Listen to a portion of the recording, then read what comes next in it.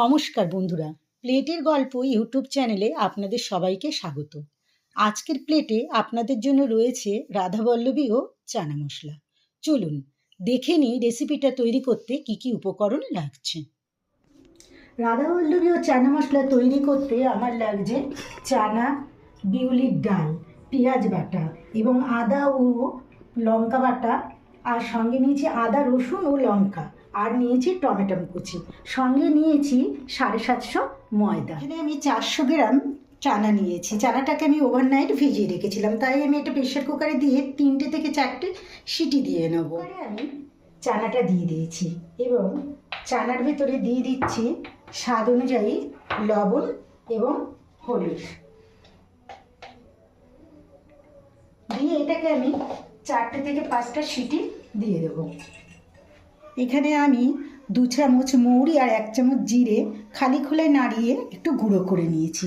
এটার থেকে আমি 1 চামচ মতো গুঁড়ো এই ময়দাটার মধ্যে দিয়ে দিচ্ছি।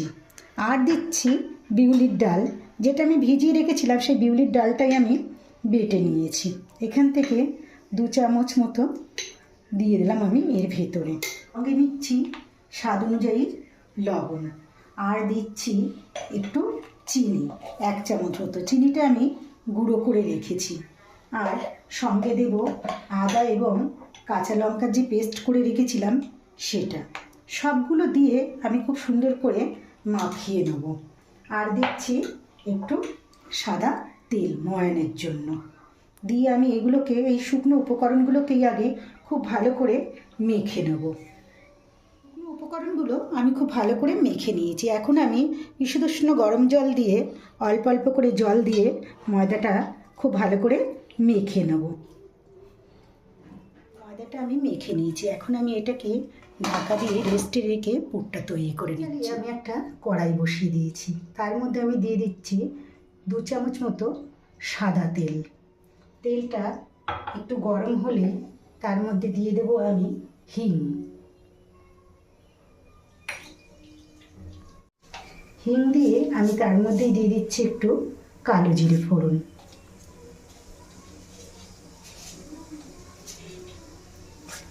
কালো জিরেটা আর হিংটা একটু ভাজা হলে আমি এর মধ্যে দিয়ে দেব আদা ও লঙ্কা বাটা। এখানে 2 চামচ মতো আদা ও লঙ্কা বাটা দিয়ে দিলাম। দিয়ে একটু ভালো করে এটাকে কষিয়ে নিচ্ছি। আদা আর লঙ্কাটা আমার কষানো হয়ে গেছে। এখন আমি এর মধ্যে স্বাদ অনুযায়ী লবণ এবং একটুখানি চিনি দিয়ে দিচ্ছি। দিয়ে এটাকে খুব ভালো করে আরেকটু কষিয়ে নেব।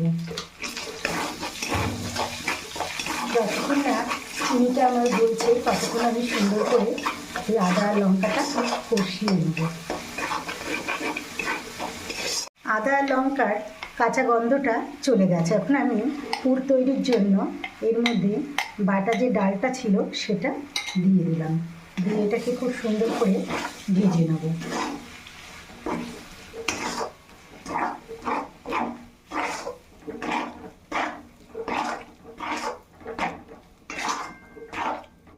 ডালটা আমার কষানো হয়ে গেছে। এখন আমি এর ভিতর দিয়ে দিচ্ছি যে মৌরি আর জিরেটা ভেজে রেখেছিলাম, তারই 2 চামচ মতো আমি এটার ভিতর দিয়ে দিচ্ছি। দিয়ে নাড়িয়ে ডালটা আমি নামিয়ে নেব।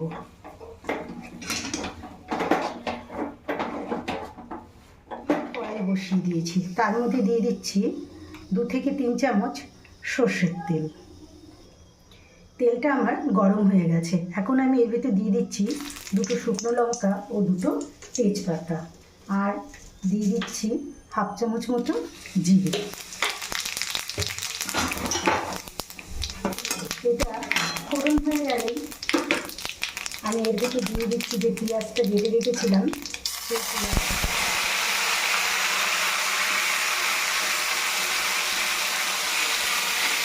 আমি পেঁয়াজটাকে কষিয়ে নিয়েছি। এখন আমি এর মধ্যে দিয়ে দিচ্ছি নুন, আর দিয়ে দিচ্ছি হলুদের গুঁড়ো।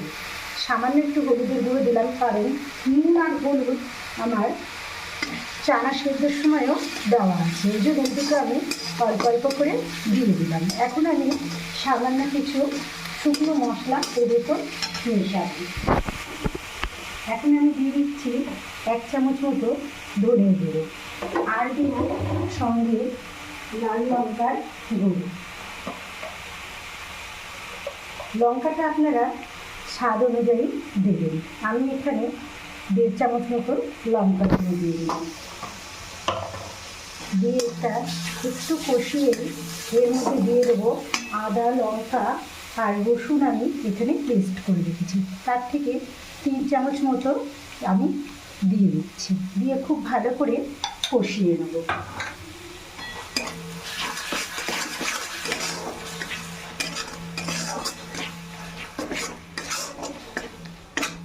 মশলাটা আমি খুব ভালো করে কষিয়ে নিয়েছি। দেখুন বন্ধুরা, তেল ছেড়ে গেছে। এখন আমি এর মধ্যে দিয়ে দিচ্ছি টমেটম কুচি।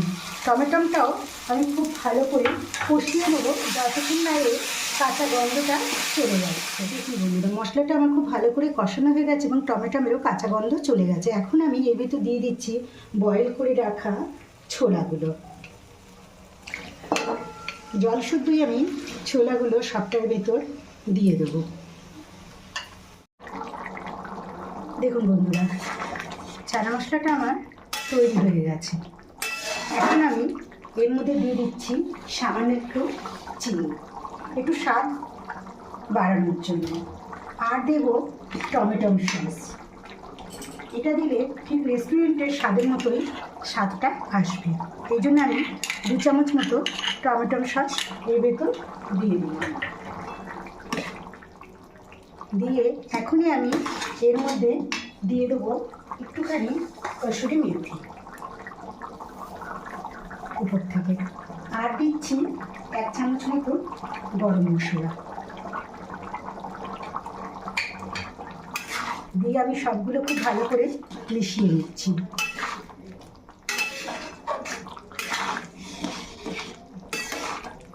চানা মশলাটা আমার রেডি হয়ে গেছে। এখন আমি নামাবো। নামানোর আগে আমি ওপর থেকে 2 চামচ ঘি দিয়ে নামিয়ে নেব। নামিয়ে আপনাদের দেখাচ্ছি। দেখুন বন্ধুরা, ময়দাটা থেকে আমি এরকম লেচি কেটে গোল গোল করে রেখেছি। সাধারণত লুচির লেচি এর থেকে একটু ছোট হয়, কিন্তু রাধাবল্লভী সাইজে একটু বড় লেচি হয়। আর এদিকে পুরটা থেকেও আমি ছোট ছোট বল মতো করে রেখে দিয়েছি। এখন আমি এর এক একটা লেচি নেব এবং ছোট্ট করে বাটি মতো তৈরি করব। তৈরি করে এর ভেতরেই যে পুরের আমি ইয়েগুলো তৈরি করে রেখেছি সেগুলো একটা করে দিয়ে দেব। দিয়ে এর মুখগুলো খুব সুন্দর করে আটকে দেব। এভাবেই খুব ভালো করে একটু ঘুরিয়ে আটকে দেব।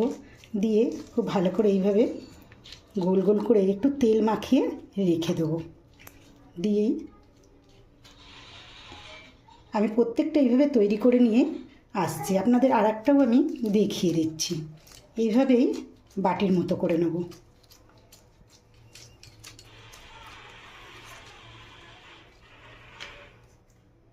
করে নিয়ে এইভাবে একটা পুর নিয়ে এর ভেতরে দেব।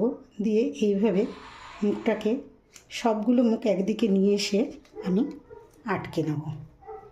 সুন্দর করে আটকে গোল শেপ দিয়ে রাখবো।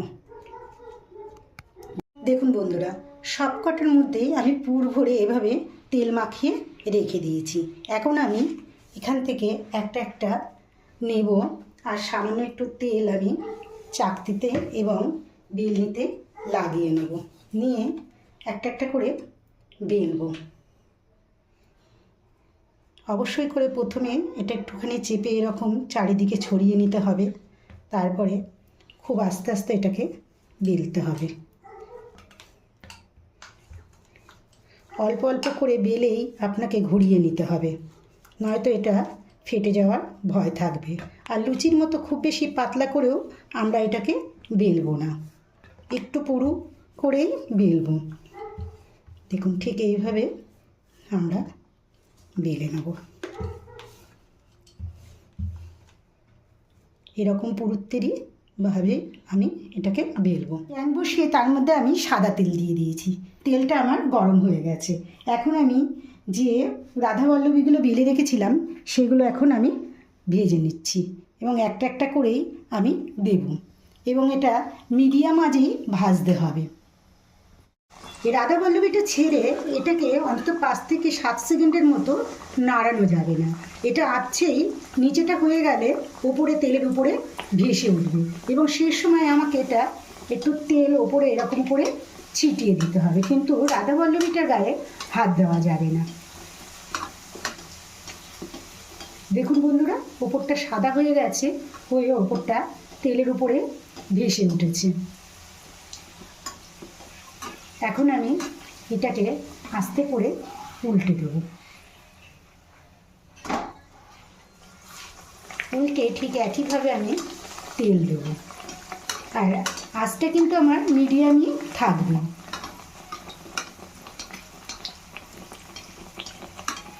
এভাবেই আস্তে আস্তে লাল করে ভাজতে হবে।